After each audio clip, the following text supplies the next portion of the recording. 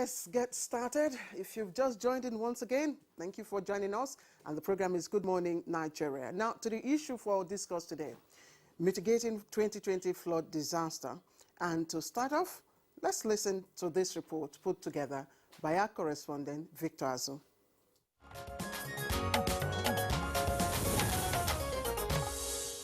The Niger Basin Authority recently issued a warning to member nations, indicating that the river Niger has reached red alert.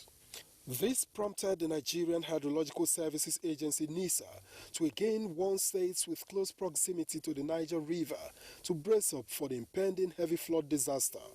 Specifically, the agency warned that it is expected that the flood magnitude cited in Niamey, Niger Republic, on August 23, 2020, will arrive Nigeria through Kebbi State by September 6th and flood other states contiguous to River Niger.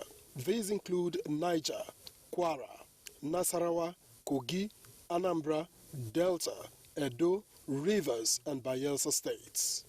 NISA has also emphasized that there still remain for Nigeria many more days of rainfall in the year. Add this to the possibility of the release of excess waters from the dams in other countries upstream rivers Niger and Benue, and you get a sense of what is likely to come. For the Director General of the National Emergency Management Agency, NEMA, Mohammed, 2020 is going to be a year of an incident within an incident. With the country battling COVID-19 pandemic, managing a flood disaster will be a Herculean task.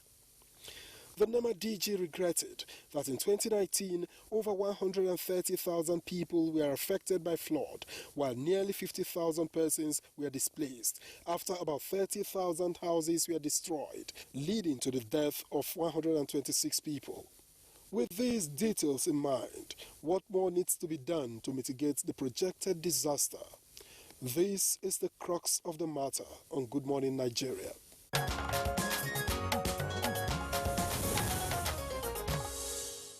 All right, many thanks, Victor Azu, for that background up. Joining us now to discuss this issue, we have guests here in the Abuja studios as well as from our Kaduna Network Center. First, let's welcome His Excellency Atiku Bagudu. This is the Executive Governor of Kebbi State and Vice Chairman of the National Food Security Council, as well as Chairman of the Progressive Governors Forum. Your Excellency, pleasure to have you again on Good Morning Nigeria. Good morning. And thank also here with us in the studios, would like to welcome Engineer Clement Nze. He's Director General, Nigeria Hydrological Services Agency, NISA. Engineer Nze, delight to have you with us this morning. Thank you, it's my pleasure. Good morning, Nigerians. I was teasing you a while ago that yes, you brought the rain. The rain as I was coming. All right, stay with us here in Abuja studio is Abubakar Adamu Usur. He's the Deputy Director, Forecasting and Mitigation of the National Emergency Management Agency, NEMA. Didi, thank you very much for joining us. Good morning, Nigerians. Welcome. Thank you for inviting NEMA to this program. Okay, let's return to our Kaduna Network Center, where we have Professor Emmanuel Adanu, Executive Director, National Water Resources Institute, Kaduna. We'd like to appreciate your presence on Good Morning Nigeria today. Prof. Good morning, Nigerians. Thank you very much for inviting me. All right. Okay, let's begin the conversation straight away with His Excellency, the Governor of Kebbi State. There have been reports, and some of those reports we have carried on our network network news, and President Muhammadu Buhari, of course, has also commiserated with the people of Kebbi State, indicating that Kebbi has been submerged by the floods of 2020. But as Governor, how serious is your condition and that of your people? Well, thank you and good morning, and thank you for NTA for the support you are providing, because this is the second time this week you are inviting me to talk about floods. And indeed, we thank President Muhammadu Buhari for that cheering encouragement and acknowledgement and support. The Kebbi State has two major rivers crossing the state. The Sokoto River, which is also called River Rima, crosses the state from the northern part, our border with Sokoto State, to a place called Tuga in Bagudo local government, where it joins River Niger. And River Niger crosses the state from Dole Kaina, our border with Niger and Benin Republic, and where it goes up to Kenji Lake in Yauli. The Sokoto River is about 312 kilometers, and the Niger River, River Niger length in Sokoto, in Kebbi State, is over 250 kilometers. On both sides are floodplains where agricultural activity is taking place, and in addition, there are tributary rivers from other parts of the state, not necessarily on this plain, that and all of these 312 kilometers, 250 kilometers of River Niger is flooded. So one can only imagine the scale of the challenge, both in terms of agricultural loss of agricultural output, loss of fishing grounds, inability of those in the life sector to find grazing feed areas for their animals, and disruptions in the inland waterway transits, and a number of deaths have been recorded, not only on the riverbank but in the tributary rivers. But these are both incidences rather than flood carrying away people. But the National Emergency Management Agency has responded. They have sent 2 teams. As we speak, a team is there assessing the scale of the damage. The hydrological agency and the NIMET have warned earlier in the year, but floods are something we have to live with, because we on the one hand, we want the water. On the second hand, we cannot control what it does occasionally. Sometimes these rivers, like the River Niger, crosses 4 countries: Guinea, Mali, Niger, and part of Benin, and then Nigeria. So the same thing with River Benue. It comes from Adamawa in Cameroon, and through a number of states before joining the River Niger at Lokoja.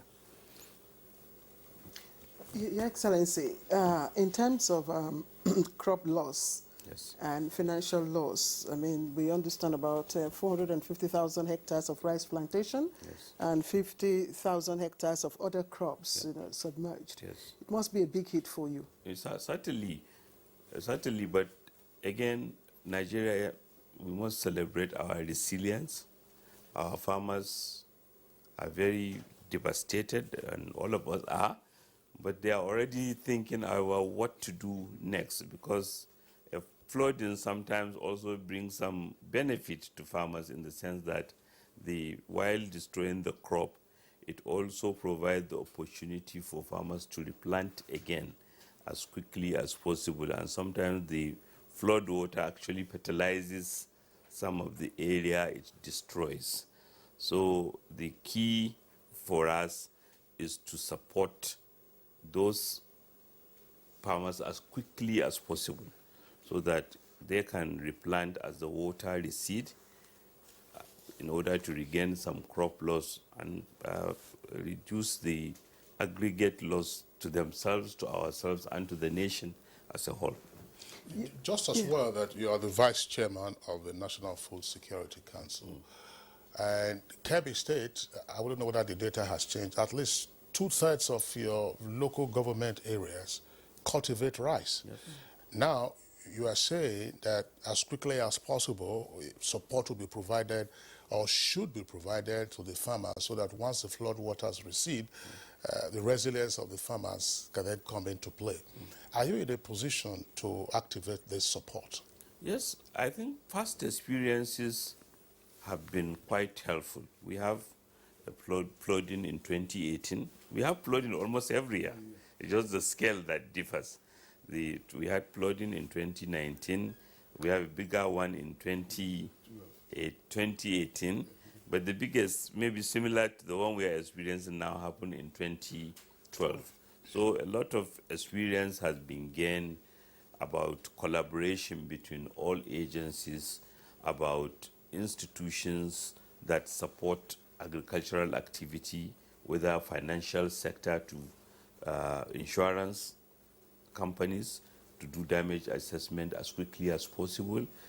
Financial sector, particularly the central bank, has been supportive in terms of giving forbearances to farmers who have borrowed in order that, and then the combination of federal support, state support, development partners support has served to provide seedlings, fertilizer, input support to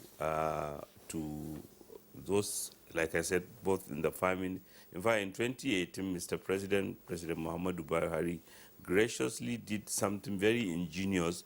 Apart from providing support to farmers, they all equally supported fishing communities that have lost, and even those in the animal husbandry sector.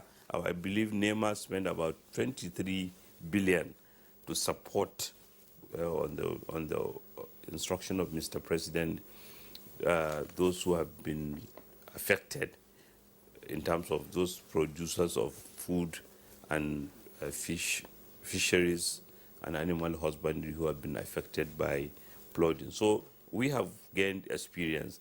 The state government is mobilizing seedlings.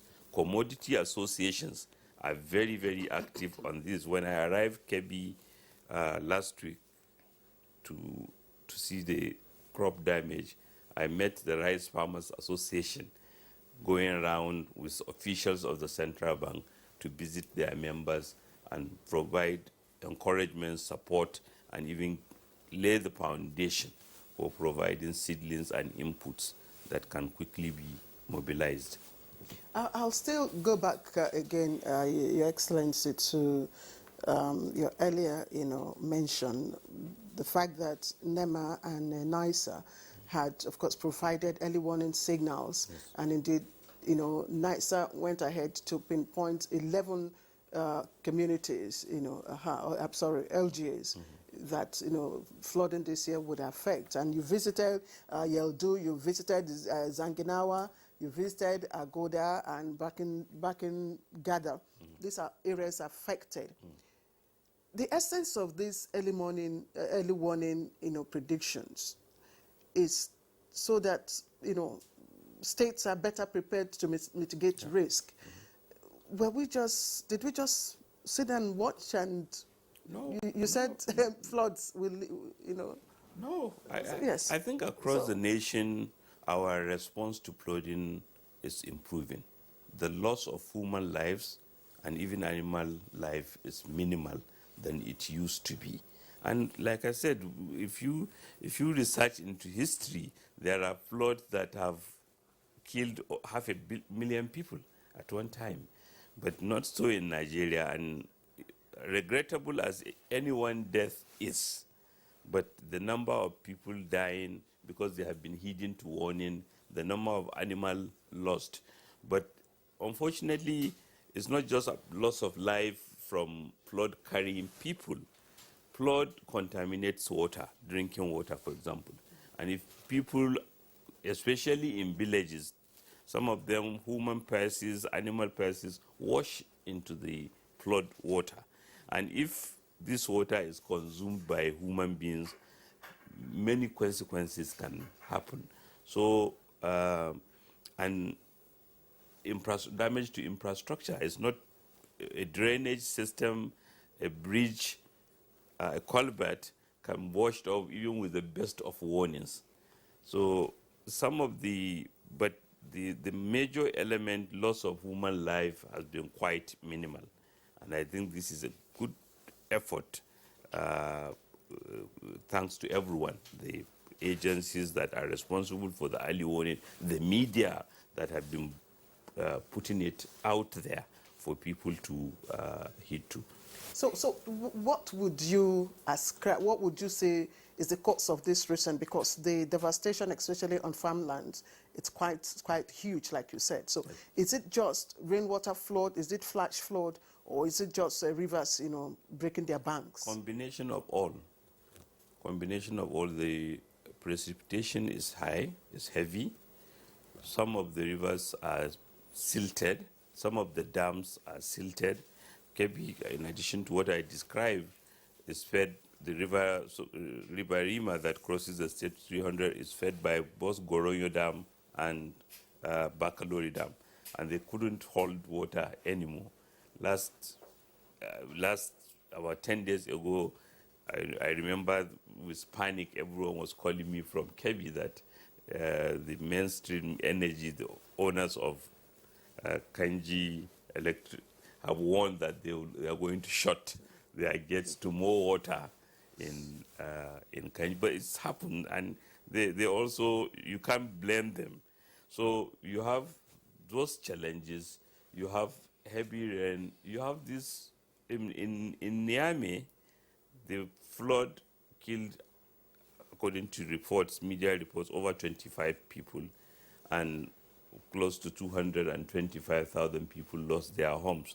And Kebbi being downstream from Niamey on the pass of River Niger, that sends a warning that it's headed our way before it reaches Kogi, Anambra, and washes in the Niger, in the Delta. All right. Thank you very much, Your Excellency. We'll pause you in the meantime and then bring in the other experts to get their views on this. First, the Director General of the Hydrological Services Agency, Engineer Clement Nze. We're having about the third time, I believe, this year in the course of the rainy season to discuss the issues of flood. Once, we should say congratulations because of the near accuracy of your forecast with regard to flooding. Unfortunately, the consequences are there for all to see. But tell us, is the worst over for the Northwest, and what is the outlook like for downstream? Thank you for having me once again. I think His Excellency has made my job so light. Speaking as a hydrologist, the things he has mentioned, the river systems, which is, which actually is what causes the flooding. Now, they are what we call just months: July, August, September. Just. This is, yes, S. Not July. No. Jasmine. July, August, September months, and at times up to October. These are the months of flooding in Nigeria. And like His Excellency mentioned, there are rivers that are outside, countries that contribute inflow into River Niger that are outside our own control. The River Niger that takes off is called from Fruitazolan Highlands in Guinea. It will pass through Mali. And while in Mali, there will be inflow from Côte d'Ivoire into River Niger. Then coming down to Niger, there will be inflow from Burkina Faso, which is not actually on River Niger, but its own rivers drain into River Niger, and then moving down to Benin Republic about 40 kilometers before coming down to Kebbi State or into Nigeria through Kebbi State. Now, these upstream catchments are still within their rainy season. And there is no dam between Benin or Niger and Nigeria, that is Kebbi State. Therefore, whatever is happening from Niamey, passing through Kebbi State, passing through Benin Republic, there's a station there we call Malanville. Is a town in Benin Republic. We measure this. There's a measurement there too. So once there is a red alert in Niamey, Niger Republic, and Malanville in Benin Republic, Nigeria will be in for it. As at last night or yesterday, the height of the river in Niger is 6.50 meters. The red alert is between 6.20 upwards. So it is still within the red alert. To answer your question directly, from our own point of view, what we have seen, what we predicted, and the rainfall pattern as predicted by NIMET, I don't think we are out of the woods yet. So we are still expecting more rains with the possible flooding downstream. As of today, Kainji is still spilling water. That is downstream Kebbi State. It's still spilling water. And once Kainji starts, 100 kilometers downstream, Jeba must follow because it can't contain it. Then Niger. And yes, all of them are River Niger. But again, the upper my boss, I will call him Professor Adanu, will speak more maybe when it comes to him. The Kaduna Basin, River Kaduna, the basin, the catchment that contributes water into River Kaduna has been overwhelmed since 1st of this month, to the point that Shiroro Dam, I think, commenced spilling water yesterday. All of them entering into River Niger, and then Kogi will hear. let me ask you a question. You know, one of the quotes, you know, I read earlier on when we were starting our conversation says that, yes, floods are natural, you know, phenomenon. It's a natural phenomenon, even as His Excellency had indicated. But it also goes to say that the losses are largely attributed to acts of man. Now, if you consider the fact that Nigeria actually sits on a floodplain, of course, between rivers Niger and Benue, is this a reality that we have to face, or can we? Is it something that we have to mitigate? Are there plans to mitigate it? We have to keep with it. Talk about resilience, talk about recovery. Like His Excellency mentioned, in terms of human losses, that has been quite minimized. In UK alone, about 808 million pounds is spent annually to cushion the effect of flood, to bring people back to life. And the record showed that about 1.1 billion pounds being saved in terms of flooding disaster, when such an amount of money had been spent, about 808 million pounds. It saved the country about 1.1 billion pounds in terms of infrastructural losses and so on and so forth. All we need to do is to seek ways of developing resilience, adaptation. The flooding issue is all over the world. Nigeria is not the only country in the world. But our emphasis remains that we need to take proactive measures.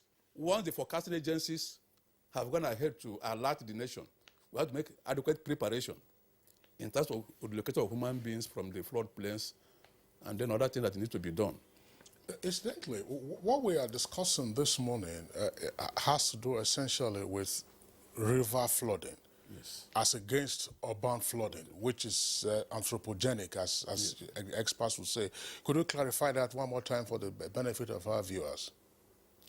Since June this year, flooding even commenced much earlier compared to some other years. That's what we call urban flooding, occasioned by the inland rainfall, the precipitation within the country. And then when the flood comes down, the rain comes, the overland flow, the runoff, seeing no way to pass through, having been blocked by human beings, building structures, block the drainages and so on and so forth, there will be destruction. That is urban flooding, occasioned by rainfall within the locality. But those of some other, the states that are within the coast, like Lagos and the Ondo, Bayelsa rivers, could also suffer coastal flooding due to ocean surge, and then the dry land is almost at the same level. Like Lagos, about 2.5 meters higher than the ocean level. So coastal flooding will occur in Lagos. What is happening currently is the third leg, which is a river flooding. In some locations, it will be a combination, like His Excellency mentioned, both local rainfall and the river flooding. Wow. It's, well, thank you very much, Engineer. Again, we'll pause here and now bring in Abdullahi Adamu Uso, who is Deputy Director, Forecasting and Mitigation of NEMA. Pleasure once again to have you. Already, His Excellency the Governor of Kebbi has indicated that NEMA has responded, but we do know that Kebbi is not the only state that has already been affected. We have had in our news bulletins areas in Sokoto, Niger, I believe, and Kano, if not Katsina, upstream that have been impacted. So what is the outlook like for NEMA in terms of what you are likely to deploy and the magnitude of the challenges that you are likely to face arising from river flooding? Thank you once more. Good morning, Nigerians. The National Emergency Management Agency, a foremost agency saddled with responsibility of managing disasters in Nigeria, which is currently under the supervision of the Federal Ministry of Humanitarian Affairs, Disaster Management, Social Development. The agency, by tradition and by mandate, each year, immediately the two agencies of NIMED and NISA, immediately they release their forecasts and predictions. The agency swings into action immediately, calls stakeholders meeting, technical stakeholders meeting experts to analyze the information released by these two agencies. This year, NIMED released its forecast or predictions in January, and NISA released its one around April, May. So immediately, NIMED released their forecast or predictions. As usual, NEMA called the usual technical stakeholders meeting, and then we began analyzing the predictions to come out with disaster risk management implications of the predictions. And this led to the development of this early warning document, which we believe were circulated particularly to state governments. And immediately after NISA also released its annual flood outlook, NEMA immediately felt that we cannot do it without the state governments. So quickly we wrote, based on NISA's detailed information, we wrote to each state governor specifying the state mentioned by NISA and told them that they should expect this, and the agency advised and appealed to the state governors to take some actions. And some of these actions include to prepare their SEMAs, to look for high grounds for possible erection of IDP camps, to try to desilt the rivers and the channels around them, and engage on sensitization campaign to educate their public, particularly the vulnerable communities, about the impending floods. And we also advised the states to preposition and stock relief materials, because obviously if the floods come, definitely there will be need for such. So apart from this, there are other activities, quite a lot of activities engaged by the NEMA. I could clearly remember the Honorable Minister of Humanitarian Affairs, together with my DG, they visited some states on advocacy visits, and then we also activated our field offices to carry out sensitization campaign, which ran from 3rd August to around 16 or so. These were particularly at the most vulnerable community based on the predictions of NIMED and NISA's outlook. There were quite a lot, and the agency, as usual, is prepositioning and stocking relief materials. The issue of states, as Your Excellency has just confirmed, and as it's also on your news bulletin, as we are speaking now, NEMA team is in Kebbi doing assessment. The first one that we encountered, which was the Gwagwalada, NEMA also went and did assessment quickly. We have field offices we get our reports from our field offices. When they send in their reports, we analyze this report and quickly swing into action. So wherever we get reports, we quickly send our teams. The Kebbi issue is so glaring, so devastating, and it called for immediate action. But that does not mean other incidences were not important. So NEMA is always ready and will continue. All those reports, you will see our people going there to... In specific terms, what have you done or what are you doing? When we do assessment, normally, based on the reports, we assist the communities. We assist the affected people with food and non-food items. And then, just like His Excellency said, at the end of the flood, after the flood, if Mr. President permits and directs, we also provide the livelihood support, which will bring back the life of the people. That's the recovery aspect. Fantastic. All right, let's get to our Kaduna Network Center, where we have Professor Emmanuel Adano, Executive Director, National Water Resources Institute, Kaduna. Prof, if you consider the frequency of river flooding and, of course, the impact, how would you evaluate response in terms of utilization of the information that, affected states or subnational governments get from either NIMET or NISA?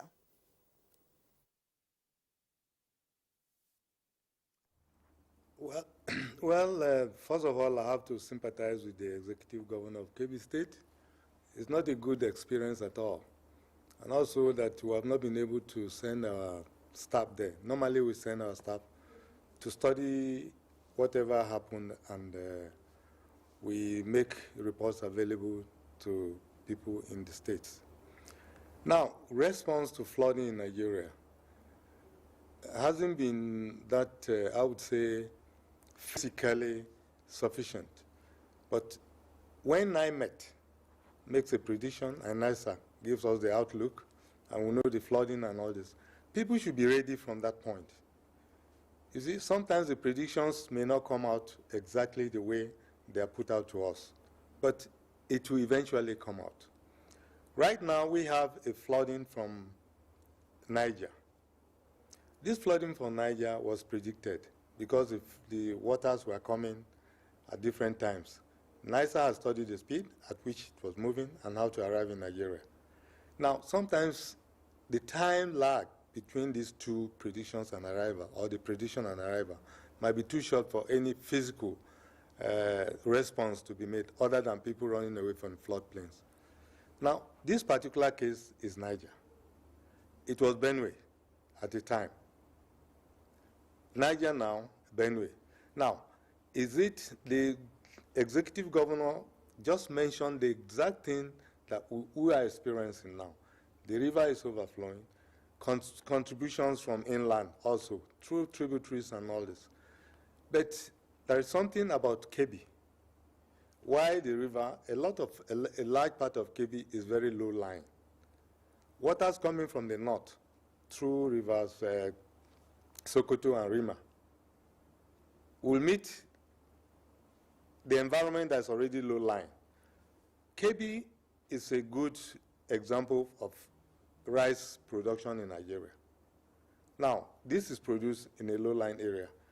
Now, executive governor might know that in the distribution of water recharge in the country, your state has only 1.6 billion cubic meters of water that gets recharged into the ground every year. It's one of the lowest. Now, the highest in the north is Taraba, followed by Niger, and then Kaduna State. But if you look at the topography and the behavior of water and the water movement, the river movement around, you will notice that Kebbi lies in the same way. But is it the geology of the area that is a problem, that we don't have this water sinking to the ground? Now, if you may not take it in a hard way, the flood might be helping the infiltration to the ground to recharge your water. But if it's not devastating, well, it's okay. So I think our plan for the future is how to take this water for the agricultural people there, because Kebbi is known for this, and we encourage them to keep farming for the country. But this is the situation. Now, if you are lucky, next year it may not be Kebbi. It may be somewhere else. The DG NISA just talked about Kaduna. We have been on our toes since, I think, Monday. On our toes in Kaduna here. If you go to the river, it's overflowing. Now, incidentally, when the rain stopped in Kaduna State for a few days, the water was still rising after 12 to 24 hours because the water was coming from Jos, the highlands in Jos. So most of the terrestrial rainfalls don't normally come from where you experience some of the flooding. It may come from about 30% of terrestrial rainfalls do not have effect where they fall. They go elsewhere and have effect. Now, for us to prepare generally for the country, we just have to look at the whole hydrological areas in Nigeria. Now, if you draw a parallel about the normal parallel lines we call latitude in Nigeria, between 7.5 and about 10 latitude across, it is like the belt in Nigeria. Most of these incidences happen here. Most of the predictions they have are within this area. Why? Because the rainfall in this area are most intense. Now, if you take down towards the ocean, that is a completely different situation because the hydrological area taking water and transferring water in the country basically lie along this area. Now, the Kebbi hydrological area, which goes to Kano, which is hydrologic area 1 there, contributes about, it's only 8 billion cubic meters of water. Hydrological area 8, that's Maiduguri area, contributes about 7. But other hydrological areas within the country, the boundary I've given you now, contribute, each one of them, averagely 30 billion cubic meters of water, except hydrological area 5, which is Anambra Imo, which takes its water directly into the ocean. Now, hydrological area 6, which is the Ogun-Oshun River area, which is about also 35. But the hydrological area 7, which is the highest, is Kwaibo and Cross River. That one contributes about 65 billion cubic meters of water. Fortunately for us, these two lower ones drain straight into the ocean. But the ones in the middle and up there are the ones. Now, hydrologic area 8, fortunately for us, drains water out of Nigeria. Area 1 takes water in, but it's very low. But the middle there is where we have to concentrate in trying to make sure the water drainage, the rivers that drain this place, we must train them very well and make them useful economically. Now, if you go to South Korea, they have 4-river project. The whole country's economy is based on that. So we have to look at that. We fortunately have a lot of water in the country. Now, Nze was just telling you that rivers that are still flowing, the contribution from outside Nigeria into the country is only 25% or less of the water in the country. Most of the water we have in the country is internally generated. And this internally generated water must be managed properly so that we can even try to avoid this flooding. If you look at the forecast every year, there are certain parts of the country that are always in because of the river systems we have. Unfortunately, Nigeria has one of the best river drainages in the world. It's like a siphon if you look at the configuration. So we have to look at it very well and see how we manage this water. It is not a question of just ad hocly attacking this. It has been on for a very long time. We need a very general outlook and then try to see how this drainage pattern is used for economy in the country. We are working hard. We are trying. We will go to places and try to make some discrete experiments, take reports and all. We put them together. Now, if I come to flash flood, we mentioned it briefly, and they mentioned it briefly. Now, let me tell you one thing. A flooding that occurs within a town, for instance, now everybody is becoming very sophisticated. We build our houses, we pave all our environment. Roads are being built all over. Let me tell you, for every 1 square meter of land you pave, in a region like, say, Abuja, if the rainfall in a year is 2,000 millimeters, what it means is that for every 1 square meter of land you pay, you are depriving that environment of the sinking or infiltration of this volume of water. If it is 2,000, after every year, if you can collect that water in that square area, it is going to rise to about 2 meters. That's what it means when they say rainfall in this place, 1,006 this and that. Now that is the amount of water you are now preventing from entering the ground at a time. Then you send it, you allow it to flow to where? You haven't made any sufficient provision for it to flow anywhere. So all the channels that are there will be filled up. Because like Lokogoma, for every structure you have as a house, the whole structure is being paved. It prevents water from sinking to the ground. So when such estates are developing all over the country, the same thing is going to happen. So you are going to be sending water that ordinarily should infiltrate into a system that you have not even designed properly to accommodate it. So flooding is imminent. So we still have to know how we contain this flooding in the city. Professor Adano, thank you very much. I'm tempted to stay with you so that you clarify some aspects before we bring in again the governor of Kebbi State. The governor himself referenced it in passing, and I think that you have also stated this point on our previous editions of Good Morning Nigeria, that namely, flooding per se isn't bad because of the alluvial deposits arising from flooding. But there is also the related issue of the effective or efficient management of our water systems. Again, the governor was talking about dams pounding water and then releasing the waters. How well are we managing our water systems, particularly with regard to dams? The dams appear to be silted, and if you recall, we had it on Good Morning Nigeria probably a couple of years ago, when Katsina, at some point in June or July of a certain year, experienced flooding around the Jibia area, and the water mark was so high, I think you had to send your team there. So what exactly are we seeing now? First with Kebbi, should Katsina be on the alert? Should Kaduna or Sokoto also be on alert? That's one. And what can be done that some of the dams are already spilling their waters? Yeah, thank you very much. As we speak, we have 2 teams on 2 dams right now working, in Goronyo and in Zobe. Our aim is to find the sedimentation level using bathymetric means. We are doing that now. We've done for several dams in the north.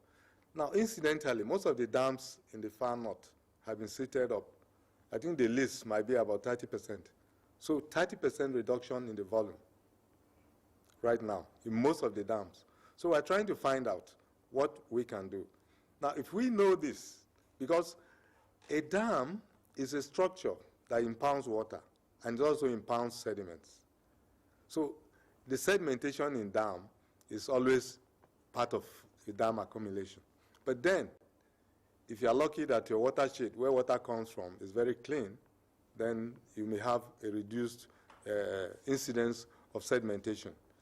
But most dams that we did the bathymetric study with low sedimentation, Oyan Dam is one of them, then Tiga is another one. We noticed that these dams were being fully used. They were releasing water very continuous, and it was also washing the dam off. But those dams that have not been releasing water as frequently or as continuously as they are supposed to be operated are the ones that are silting up at that rate.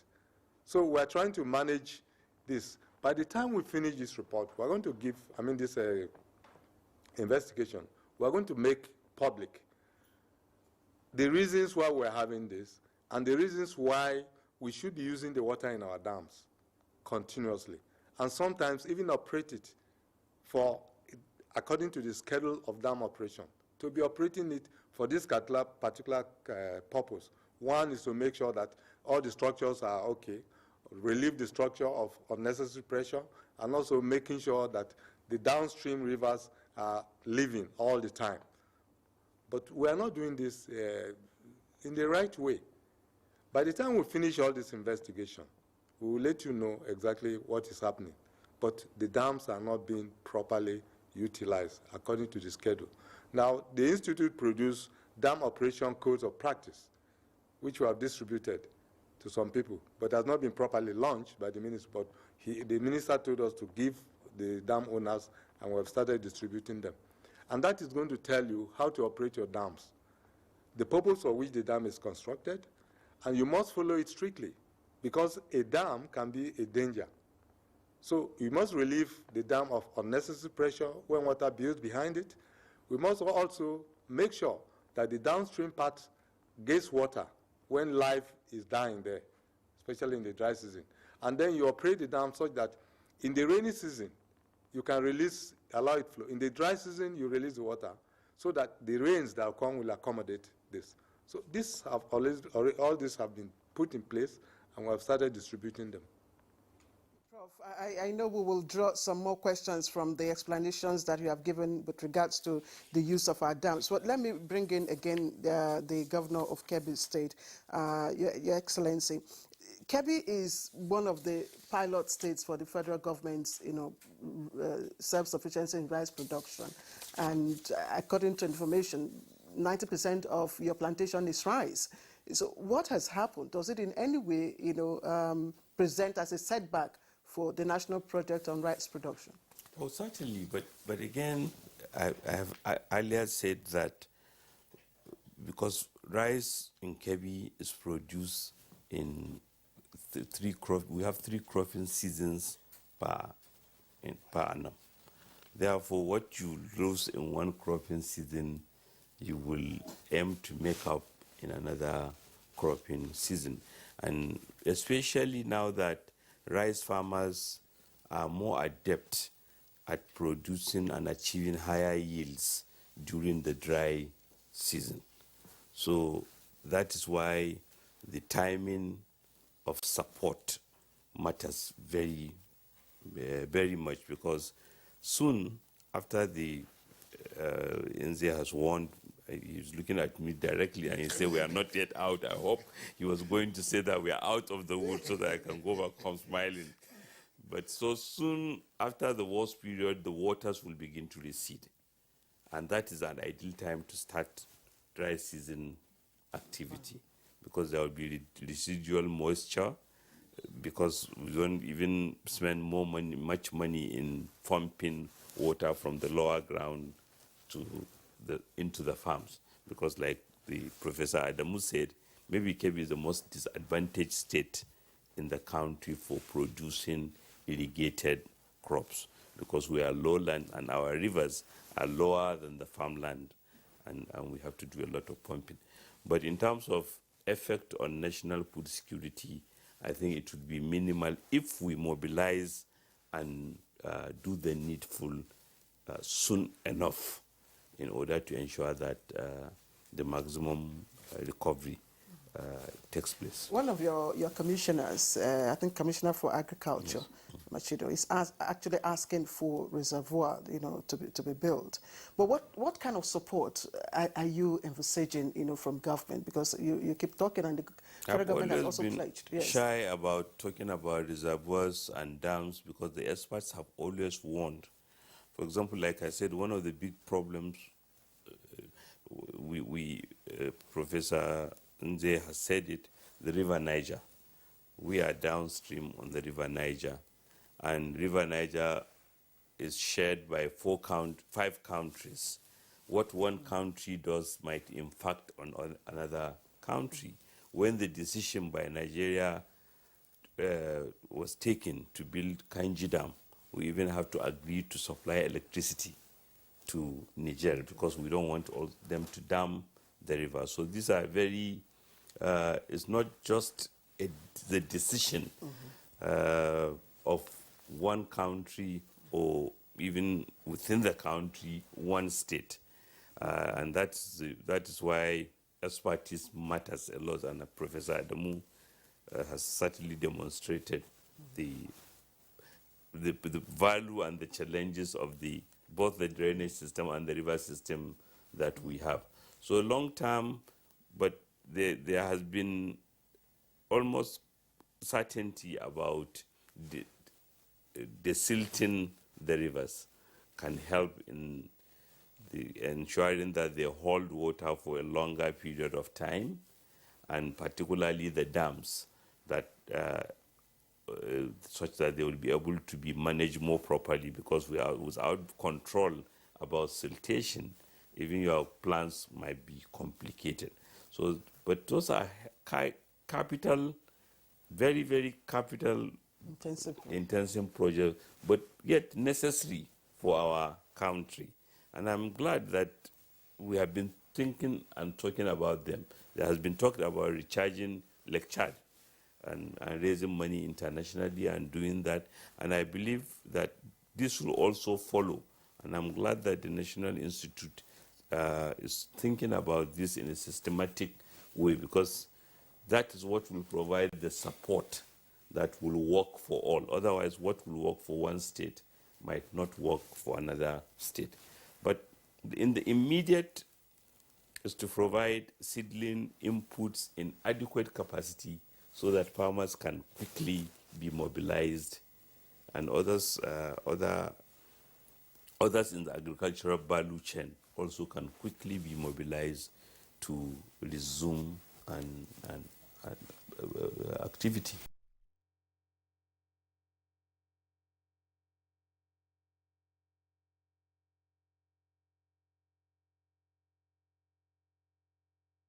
One of the farming slots is indeed a loss, a huge one. But I was just wondering, are we already calculating the implication of this on our food security position? Especially again because you are vice chair of the National Food Security Council, and just outside of your state capital, I wouldn't know whether development has reached there now in terms of urban development. There is 100,000 metric ton grain reserve, strategic grain reserve. Is it full or is it empty? Well, it belongs to the federal government of Nigeria, Federal Ministry of Agriculture, and despite President's directive for it to be concession so that it can be put to use for one reason or the other, it's not yet put to use. And in terms of impact on food security, like I said, we must not look at food security as a seasonal activity. We must be ready to, we must anticipate that that's why the best of plans, a season can fail. And that's why we need a national strategic reserve, some management system that will accommodate seasonal variations, and also to generate more effort so that if a season or a crop fails, you do more to compensate for that crop failure. That is what the best systems in the world do, while we are ready, where we are working for the longer term water managerial solutions that will take years to kick in. But in the interim, I believe we are ready. Our farmers, our commodity associations, our fishing communities, judging by the fast response, I believe are able to compensate for the loss given the needed support. And with what the federal government has done before, with what the state governments, all of the state government and communities, development partners and private sector have done, I'm confident that we will also achieve the same level of response or even better, and we'll be able to compensate for the loss. Right, Your Excellency. We'll just, gentlemen, we'll just take a quick short break, and when we come back, we'll continue with more questions. You're watching Good Morning Nigeria. Don't go away. The program will be right back.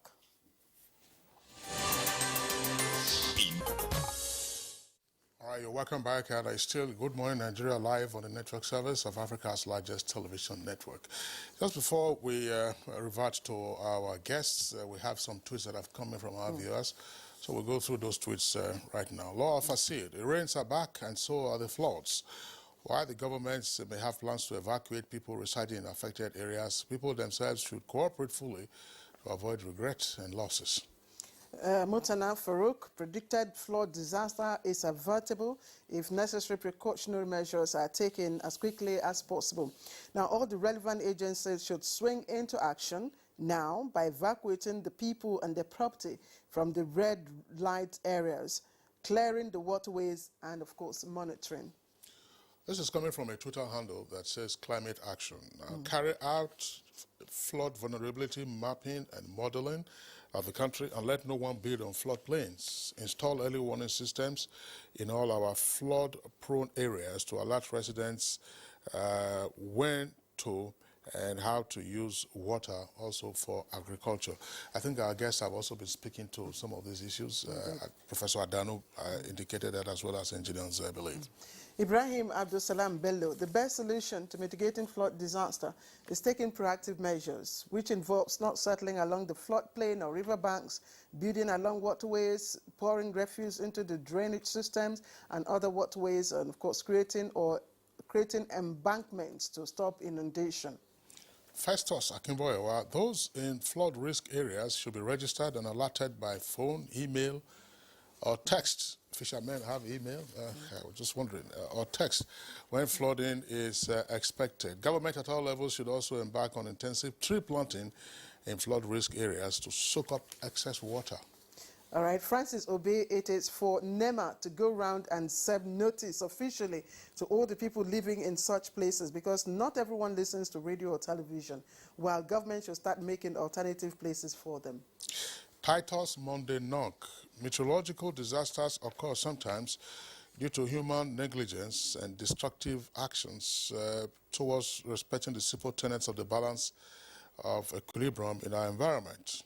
So long as we continue to block our waterways, we'll continue to face flood problems. That's urban flooding. All right, this Twitter handle says, Dr. Pascal Isele, the pre-established flood-prone areas should have been reviewed by the various authorities aimed at properly channeling the flood to appropriate areas in the country. Unfortunately, that's not the case in Nigeria, and it is sad. We will continue to contend with this issue.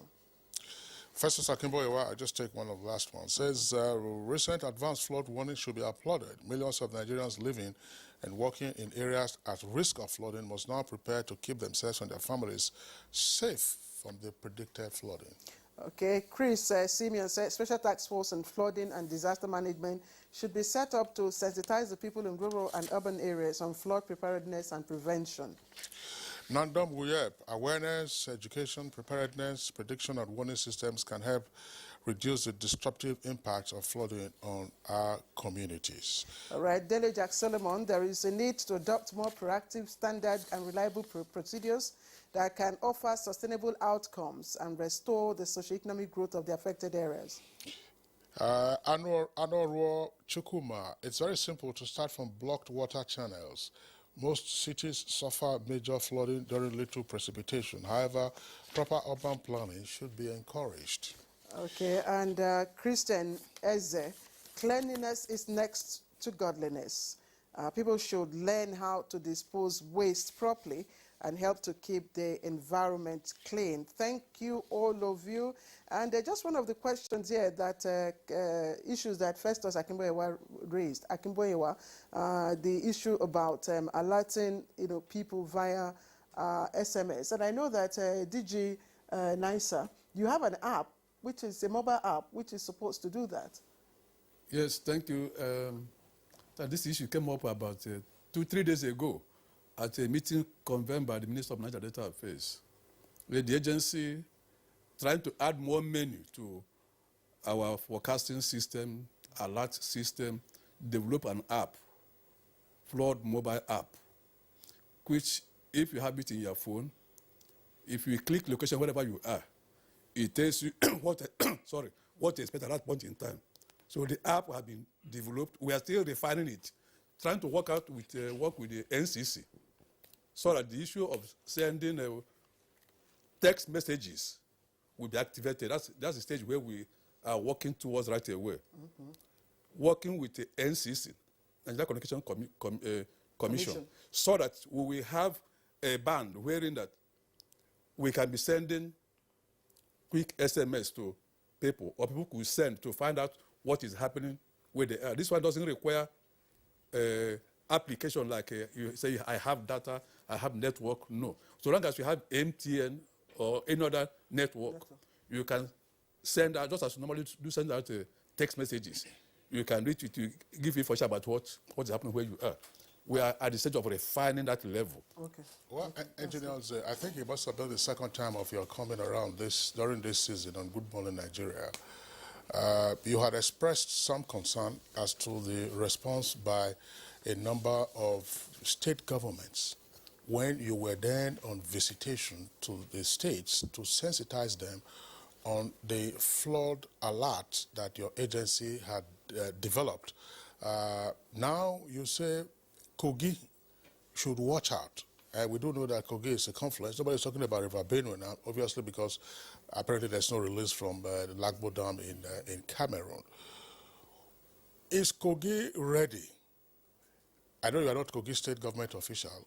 And are other state governments that you earlier visited down the river, are they now more prepared than they were, say, some weeks ago, where you expressed dismay on Good Morning Nigeria that you were not satisfied with the responses to the clear and present danger that they would face if the floods came?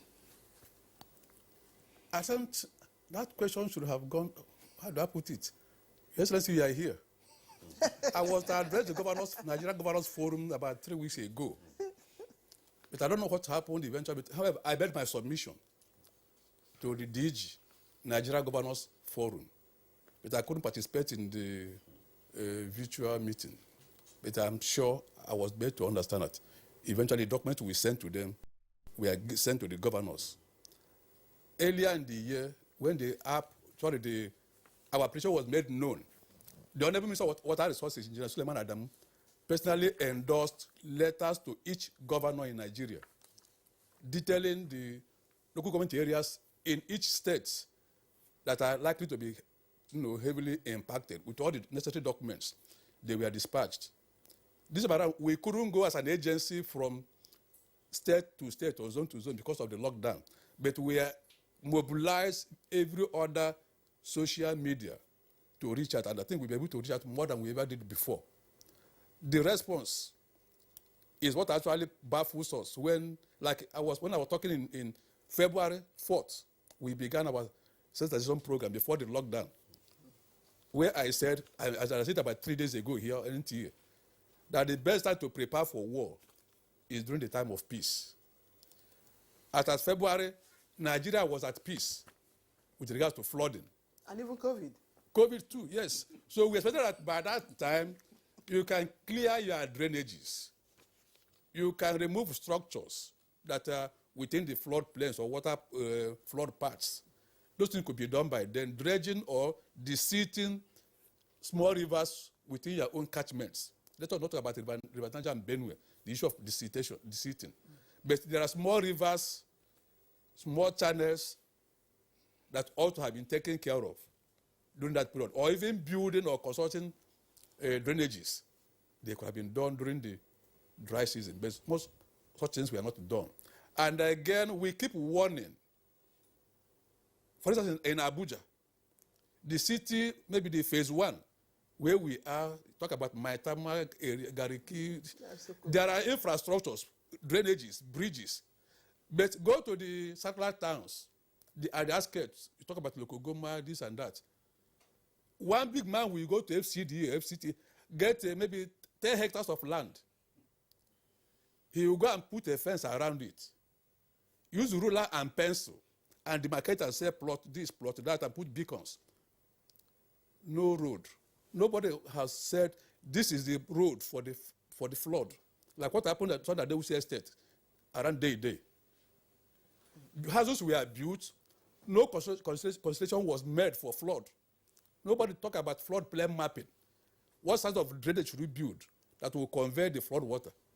What we saw was a disaster about maybe 3 weeks ago in that area. So before you put any structure, especially during the dry season, be able to consult relevant authorities. Like in Abuja here, talk about the Development Control Department. They can advise you properly as to where to put structures, where to put your drainages. so as not to impede. What could His Excellency, the Kebbi State Governor, had done in the case of Kebbi, being, river that, of course, overflowed? We mentioned it earlier on, that the issues about flooding disasters are inevitable, but you can reduce the impact. Like he rightly mentioned, the human loss, even if it is one person, drastically reduced, relocating people from those locations. These are things that could be done. You can't stop precipitation from coming. You cannot do that. And as long as we don't have any dam, say between Kebbi State and Niger, there may be no way you can regulate the flow. The best you can do is to evacuate the people within reasonable reach of the banks of the river. Thank you. Just let me pause. I want to bring in this, His Excellency, because I understand that settlers in one of the local government areas, I think it's Bagudu or so, Bagudu, were actually asked to relocate, but they refused. No.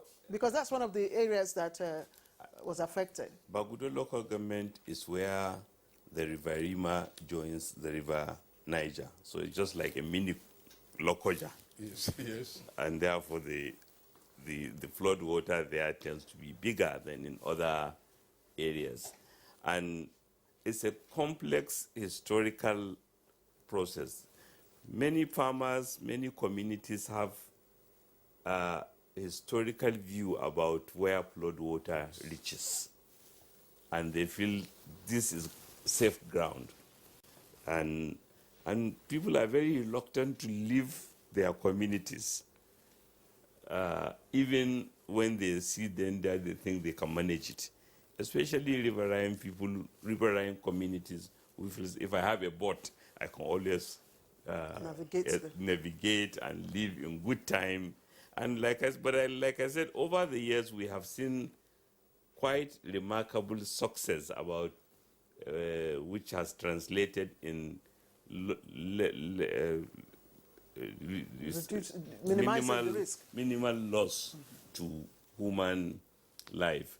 But some of these things which DG Inze described, drainages, are all okay, and you wish you can do them, but they cost money, a lot of money, particularly if you have to do them in many, many places. And state governors have responded, but in Bagudo, people have been very responsive. The biggest challenge we still have in Kebbi, was when Kanji Dam was being constructed, there was promise to relocate communities by the federal authorities. And those villages are still where they are, Dugusoho, near Inyauri Emirate, and they are the ones that have been, the community-wise, most prone to flooding in the urban areas. But the warning, the heeding to warning by communities have increased significantly, and that has minimized human Loss. All right, thank you very much, Your Excellency. One more time, let's bring in Deputy Director of NEMA, that's Abdullahi Uso. You've talked about what NEMA is doing, but we also know from past experience that sometimes state governments and local governments virtually sit on their hands and say, NEMA, come to our aid, come to our aid. We were told on this program that one state government has a state emergency management agency and with only 2 employees. What level of cooperation are you getting now from the SEMAs, that is to say the state emergency management agencies? Or again, are they just looking up to the federal government when they themselves haven't, as it were, lifted a finger or are not even overwhelmed yet? Thank you. You see, disaster management is multi-jurisdictional and is multi-sectoral. The multi-jurisdictional aspect is that at federal level, NEMA is supposed to manage disasters at national level. So it is assumed that the sub-nationals are also supposed to have in place their structures for managing disasters. That's state emergency management agencies. But because of our federal structure, we cannot impose or force, but we can advocate.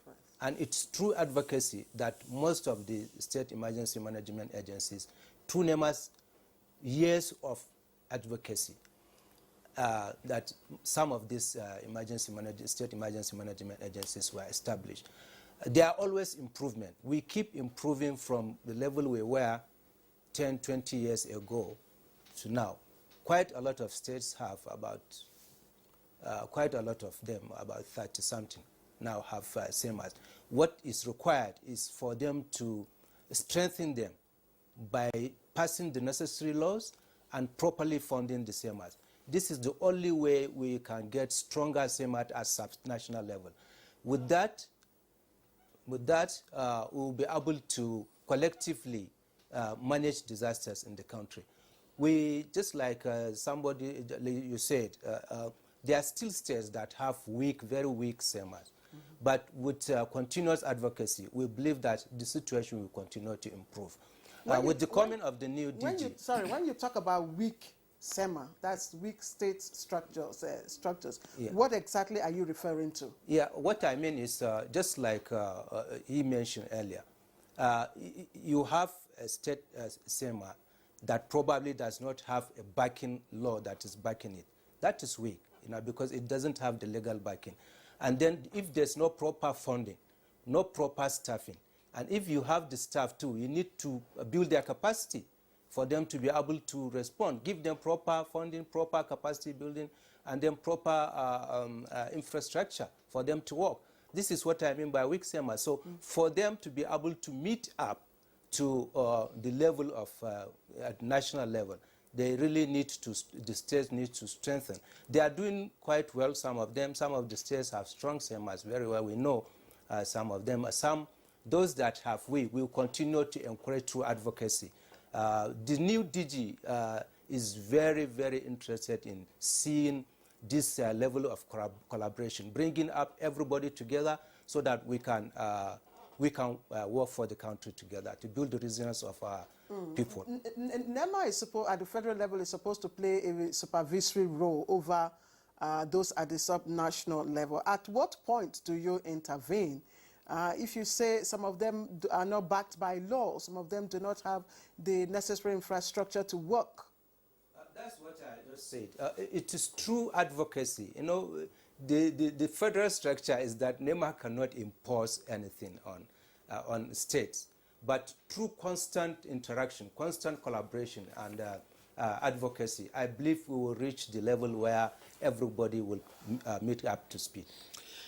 All right. Also, just on that, in 2018, when 14 states were affected severely, Mr. President directed NEMA to work with the 14 states to come up with the estimates. And because of that, as Vice Chairman of the Food Security, I was opportune to interact with all the 14 states. And they are all up and doing, and the degree of collaboration between them and the National Emergency Management is quite solid. Yeah. So exactly. Okay. Well, you said 14. So we have 36 states and the Federal Capital Territory. So we'd like to see that number ramped up. Let's return to Professor Emmanuel Adano in our Kaduna Network studios. Professor Adano, as it were, we're going to have to live with floods and flooding for some time to come. Now, a lay person might raise the proposition. We're talking about recharging Lake Chad, and that's been a passionate cause undertaken by President Muhammadu Buhari. And so, from a layman's perspective, all the floods and the devastation and the water has just flowed into the ocean, couldn't we have some giant, even magical canal that would channel the waters to Lake Chad?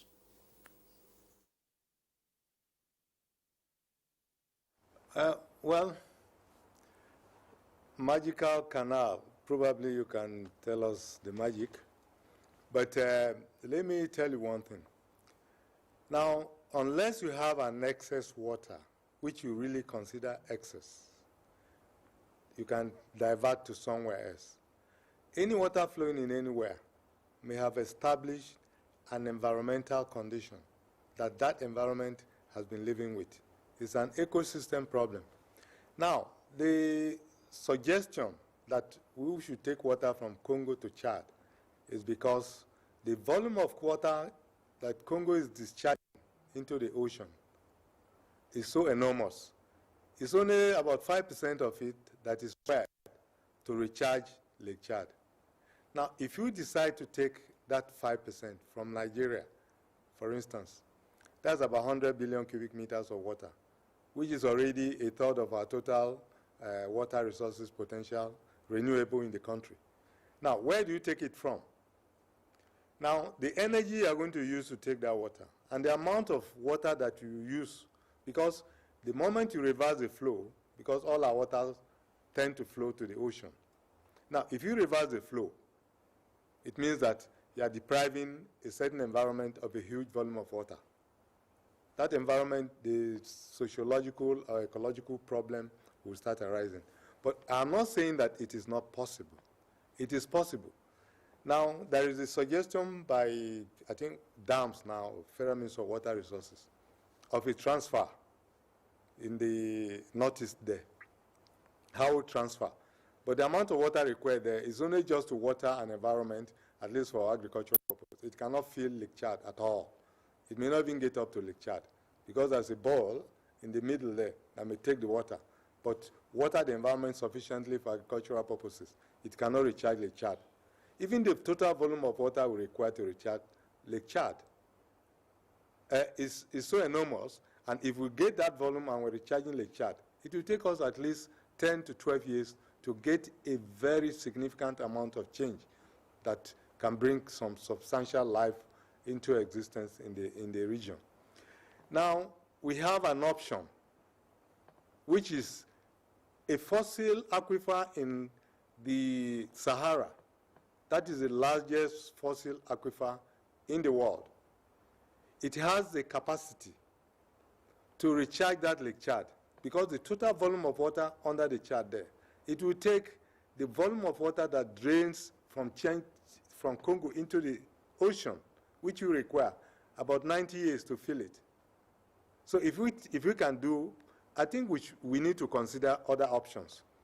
So I'm afraid we'll have to interrupt you here to bring in His Excellency for our last question. Your Excellency, I just want, first of all, the community in Kangiwa where the bridge was cut off, how soon are we expecting that to be addressed? That's just one. And then finally, the National Food Security Council, on a general note, what are the plans to mitigate flood with regards to attaining our food security?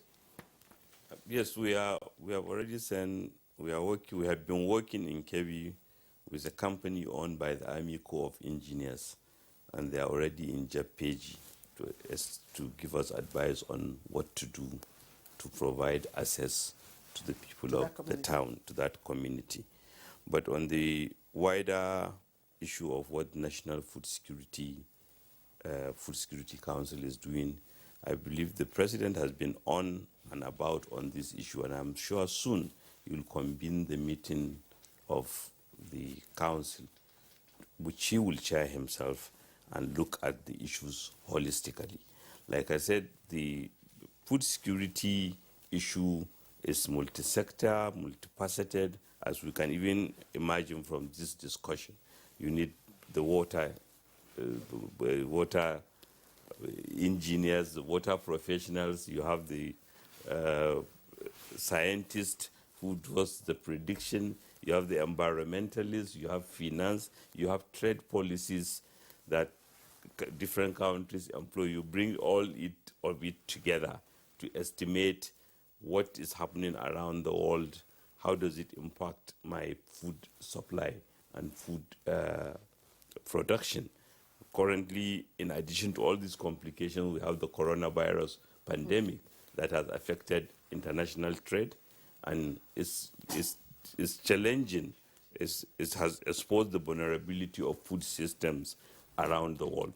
But I believe we are comfortable in Nigeria. We are able, as I said, even after with this flooding, we are able to mobilize our populace, and they have proved resilient in the past, and I have no doubt that we'll do much better to mobilize them for compensatory production, which will even give us more output during the dry season. All right, Your Excellency, thank you very much. Just before we express our gratitude to you and the other guests for being with us, one or two takeaway messages. Professor Adanu says that part of the ways that we can effectively and efficiently manage our water systems is to utilize the dams. We've heard on Good Morning Nigeria, the Honorable Minister of Water Resources, Engineer Adamu, talk about the fact that some state governments do not even utilize the dams that have been constructed by the federal government. So, takeaway message, you are governor, you are chairman of the Progressive Governors Forum and a member of the Nigeria Governors Forum. Engineer Nze, takeaway, you've talked about Kogi being on alert. You haven't warned Niger, you haven't warned Anambra, you haven't warned Imo, and Delta, perhaps Ebonyi and Delta. So I hope they are listening, and I hope they will also hear you out. Nema. Well, we hope that the disaster doesn't spread and that every other person is out there. And Professor Adano, keep on with your research and your work.